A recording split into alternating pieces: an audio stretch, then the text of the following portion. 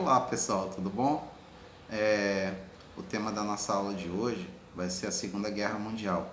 Um tema que, em geral, vocês perguntam muito quando vocês estão lá no sétimo ano, estudando a Idade Média, né? Fazendo a virada da Idade Média para a Idade Moderna, muitos perguntam a respeito. Mas chegou o dia de falar então sobre a Segunda Guerra Mundial. Deixa eu dizer algo importante para vocês. Nós, de certa forma, fizemos todo um apanhado, trabalhamos com três capítulos inteiros falando sobre isso. Primeira Guerra Mundial, aí Revolução Russa, o último capítulo que a gente tratou, que foi sobre a crise do capitalismo e a ascensão dos regimes nazifascistas. Todos eles se conjugam para poder entrar diretamente no tema Segunda Guerra Mundial, porque na realidade foi o ápice de uma série de fatores, de uma série de mudanças que o mundo passou na Segunda Guerra Mundial, né?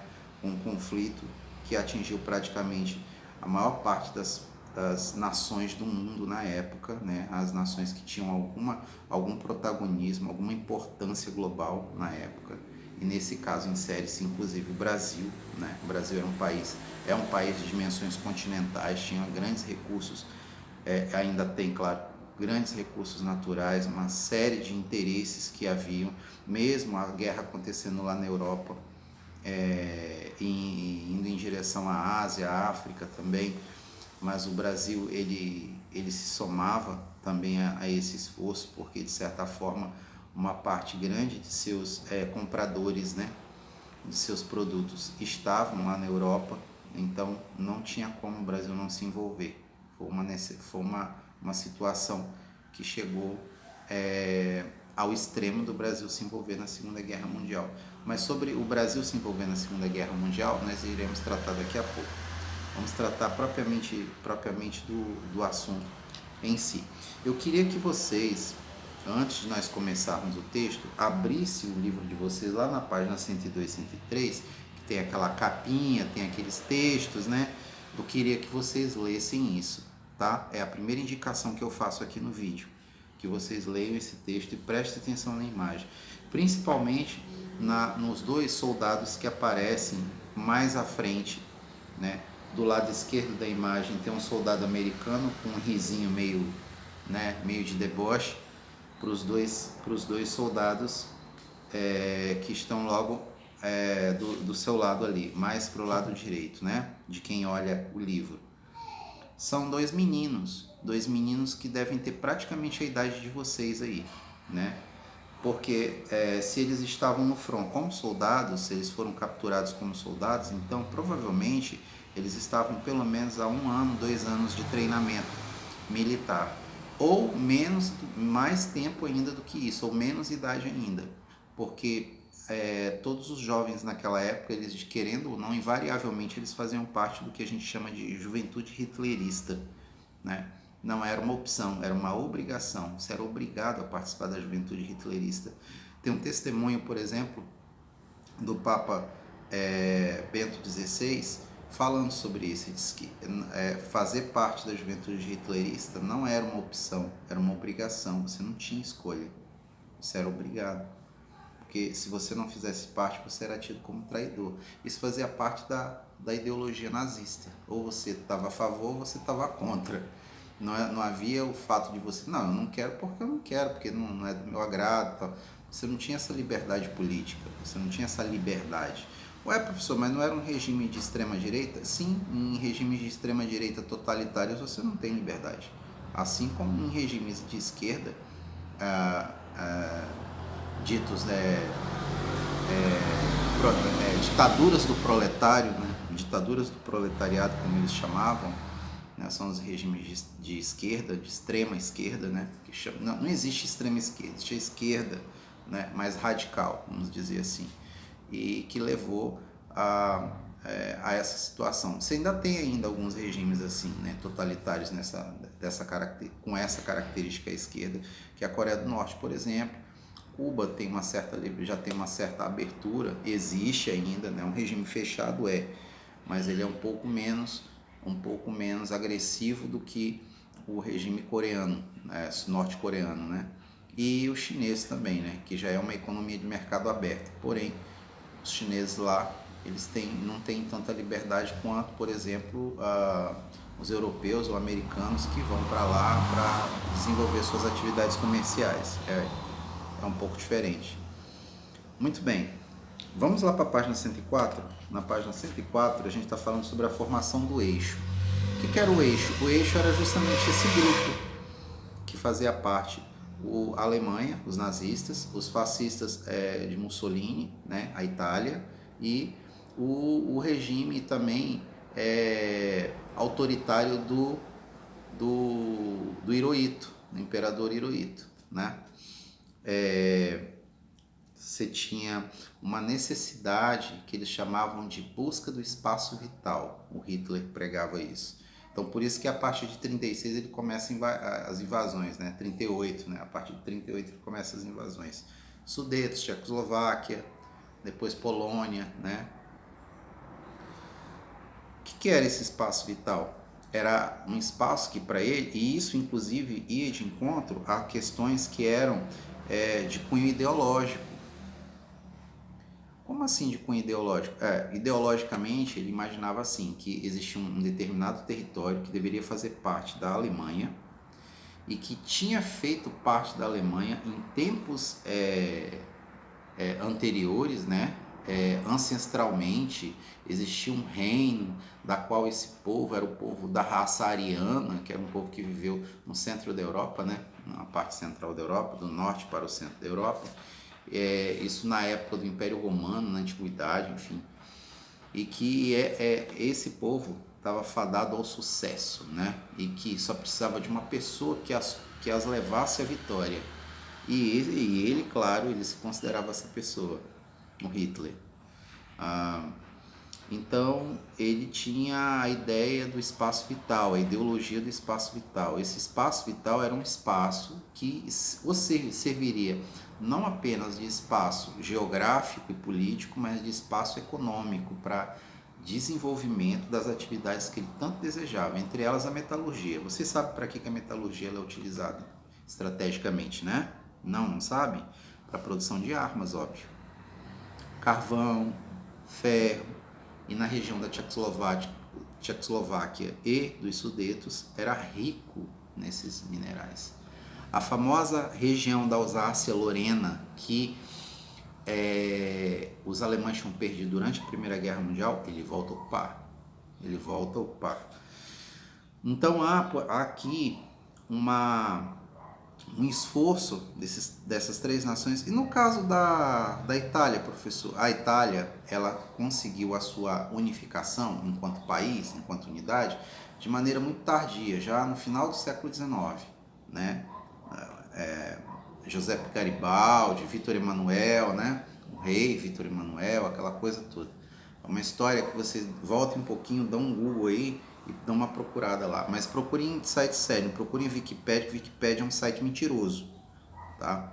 Se vocês querem aprender mentira, eu não estou aqui para ensinar. Agora, se vocês querem entender ou compreender, vai no InfoEscola, vai no Todos pela Educação, no História Brasil. Então, tem vários sites que são sérios. Se você não tem um site sério para você fazer pesquisa, vá numa biblioteca, pesquise nos seus livros, não pesquise em site mentiroso, que aí não dá, não tem condições. A Wikipédia todo dia ela pode ser alterada, então o cara vai lá e altera um dado, um fato que é real e coloca um monte de mentira lá e a internet ela não tem controlado isso. Não tem controle, então não procure isso porque não vai dar certo. Eu já cansei de dar zero em vários trabalhos que vocês fazem, que vocês entregam. Quando digo vocês, é alunos da escola, tá? Não é você propriamente. Por causa disso, porque vai pesquisar em Wikipédia em vez de pesquisar em outras fontes que são confiáveis.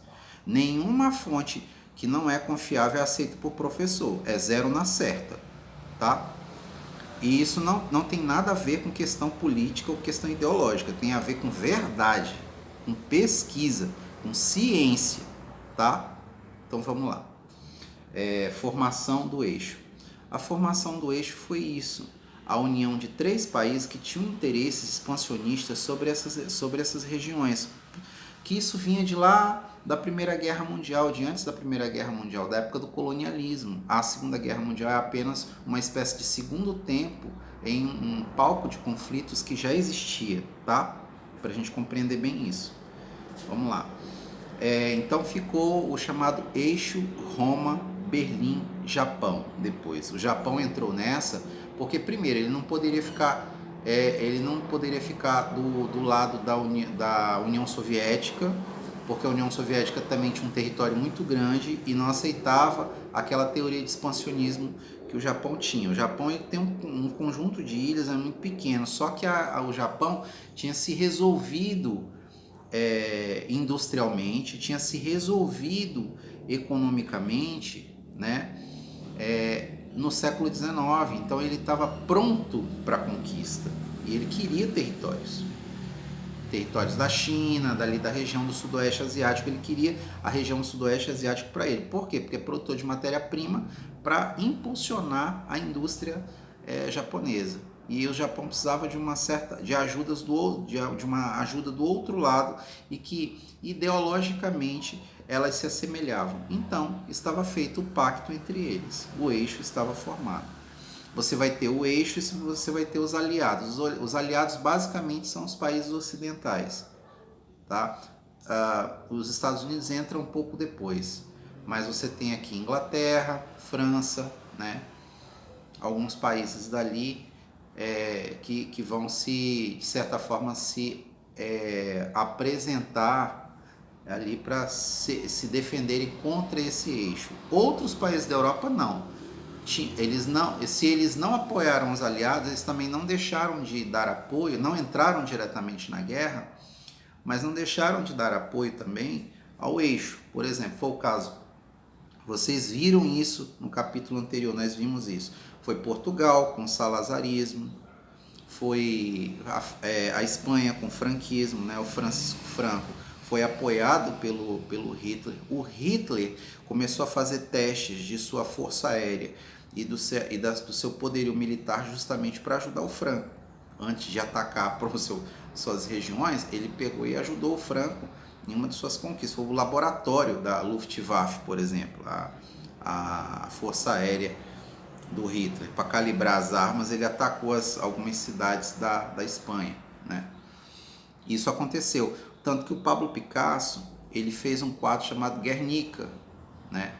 O Guernica ele justamente mostra o horror das pessoas que estavam sendo mortas, o horror da guerra em Guernica, que é uma pequena vila que tinha lá na Espanha, que foi totalmente arrasada pela Luftwaffe, a força aérea alemã, né?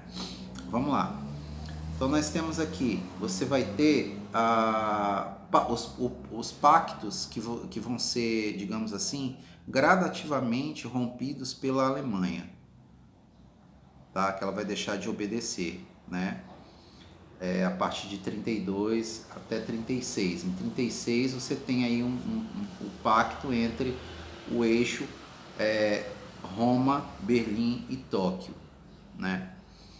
Ou simplesmente eixo, né, para a maioria dos historiadores. A expansão nazista, ela não aconteceu do dia para a noite, ela foi todo um processo, que nem o processo de chegada do partido nazista ao poder, tá? Vocês viram bem isso, a gente trabalhou essa questão de como que o partido nazista chegou ao poder. O partido nazista chegou ao poder por meio da democracia, por meio do voto. Eles não deram um golpe, eles deram um golpe depois que eles estavam no poder. Foram gradativamente desmontando o Estado alemão e ficou só o partido nazista. Muito bem. A expansão nazista e a eclosão da guerra. Como é que ocorre? Você vai ter uma conferência em 1938, chamada Conferência de Munique. Vamos lá para a página 105? Na página 105 está lá. Você vai ter uma conferência em 1938 em que a Inglaterra reconhece a invasão, né, invadiu, né, a Tchecoslováquia, o exército alemão invadiu a Tchecoslováquia, e a Inglaterra, não, tá, tudo bem, eu não achei muito legal o que você fez, mas... Então, na Conferência de Munique, isso foi acertado, né? Mas o Hitler nunca estava satisfeito, ele queria sempre um pouco mais, né? Aí Hitler ocupou o restante do território, o território tcheco. Na Eslováquia, declarada independente em 1939, formou-se um governo aliado à Alemanha. Então, invadiu, mas aí formou-se um governo, mas esse governo, de certa forma, tinha que dar satisfação à Alemanha, né? Isso em 1939. Aí aqui, ó, na sequência, na página 105, no quarto parágrafo, diz assim: ao mesmo tempo, buscando neutralizar a União Soviética e evitar a curto prazo uma frente de guerra no leste, Hitler aproximou-se de Stalin. Em 23 de agosto de 1939, a Alemanha e a União Soviética assinaram um pacto de não agressão, né? Esse pacto de não agressão ele é chamado de Pacto Molotov-Ribbentrop, mas ele é mais conhecido como Pacto Nazi-Soviético de Não Agressão. O que acontecia? Olha, você não mexe comigo, eu não mexo com você e a gente fica super feliz, tá certo? A gente fica tranquilo, ninguém mexe com ninguém, eu conquisto os meus territórios, você conquista os seus e fica tudo certo. Só que esse pacto de não agressão, ele vai ser rompido lá na frente pelo exército alemão, por Hitler. Hitler não vai chegar um momento que ele não vai mais obedecer ao pacto. Obedecer ao pacto não, respeitar o pacto. Ele mesmo quebra o pacto que ele fez com Stalin, né? No último parágrafo diz assim: assim contando com a neutralidade soviética e a passividade anglo-francesa, em 1º de setembro de 1939, o exército alemão invadiu a Polônia. Foi uma das invasões mais importantes. Por quê? Porque a Polônia é o reduto de uma quantidade muito grande de judeus. Uma das grandes desgraças, uma das grandes tragédias que acontecem com os judeus, o campo de Auschwitz está na Polônia. Foi o campo de concentração mais famoso, né? E tema, inclusive, do filme A Lista de Schindler. Eu recomendo a vocês que assistam, quando vocês puderem, A Lista de Schindler, tá? Muito bem. Página 105, vamos lá para a página 106. Desenrolar da Segunda Guerra Mundial. Você vai ter, então, aqui esses dois grupos, aliados e o eixo, que vão combater, há um avanço territorial. A Alemanha começa a avançar a Europa dentro e chega bem próximo da França, invade a França. Tem uma imagem famosíssima do Hitler com o seu alto comando, com o seu Estado-Maior, andando pela Champs-Élysées. E aí aparece a Torre Eiffel, a Torre Eiffel ao fundo e Hitler e o seu Estado-Maior marchando, né, sobre Paris, a pé. Que isso tem um valor simbólico. Eu cheguei, eu estou aqui, eu conquistei você, né? Isso tem um valor simbólico muito grande, né? Hitler com o seu Estado-Maior, aquele monte de soldado, de oficiais do exército alemão, andando na principal avenida da França, de Paris, né? Tendo como fundo a Torre Eiffel. É uma espécie de registro histórico, né? Eu conquistei a França. Não conquistou toda a França, né? Faltou um pouco. Mas aí vamos lá. Vamos continuar, vamos dar continuidade. O desenrolar da Segunda Guerra Mundial, página 106. Uma parte da Alemanha, uma parte da França foi ocupada e lá eles montaram um governo chamado República de Vichy. Essa República de Vichy era pró-nazismo. Uma professora tinha francês que apoiava o nazismo. Gente, tem gente para tudo nesse mundo. Aprendam isso. É só vocês olharem em volta de vocês. O mundo que a gente tem. Tem gente para tudo. Liga a televisão que vocês vão ver que tem gente para tudo. Eu não vou ficar dando explicações. Vocês são suficientemente inteligentes para observar os contextos que a gente tem hoje, né? Então vamos lá. Depois da queda da França, era a vez do Reino Unido. E ele queria muito invadir a Inglaterra. Ele sofreu muito, porque assim, o que aconteceu? Eles não conseguiam cruzar o Canal da Mancha para poder chegar com com a sua infantaria. Então, ele, durante muito tempo, ele tentou, por exemplo, a partir de uma parte da França, subir com os bombardeiros alemães, bombardear a Londres até que Londres se rendesse. Mas Londres não se rendeu, não se rendeu. Então, assim, tem até um famoso discurso, né, chamado discurso do rei, né? O rei era gago, o rei da Inglaterra era gago, né? O pai da rainha Elizabeth, que está viva, ela inclusive serviu na Segunda Guerra, ela era mecânica, né? E aí, ele nesse discurso, ele incentiva o povo, né? Ele precisa incentivar o povo a não desistir, a resistir o máximo que pudesse, até que, de alguma forma, os Estados Unidos entrassem no conflito para ajudar eles.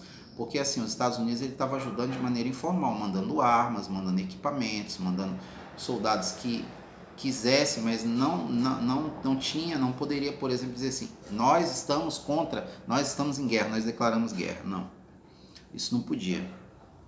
Então, os Estados Unidos ajudava ali meio que por debaixo dos panos com recursos, né, mandando recursos. Ele não mandava soldados, né, exército, né, para enfrentar, ajudar os ingleses a enfrentar os alemães, né. Então, quando chega, por exemplo, no momento em que a Londres está completamente destruída digamos assim, pelos bombardeiros, acontece dos Estados Unidos entrar na guerra. Porque assim, o que acontece? Acontece um bombardeio a uma base naval dos Estados Unidos no Pacífico, que é a base de Pearl Harbor, né? Tem até um filme que fala sobre isso. E isso faz com que o presidente da República, o Franklin Delano Roosevelt, declare guerra ao eixo, declare guerra ao Japão, à Alemanha e à Itália, né, ao eixo. E aí os Estados Unidos entram na guerra. Tem uma passagem conhecidíssima da história que diz que ele estava no parlamento, o primeiro-ministro britânico, né, primeiro-ministro da Inglaterra, Winston Churchill, fumando seu famoso charuto, né? E ele recebe, ele ouve pelo rádio que tinha acontecido esse incidente com os Estados Unidos, que a base naval de Pearl Harbor tinha sido atacada pelos japoneses e que os navios foram destruídos, ancorados. Isso criou uma grande comoção nos Estados Unidos, né?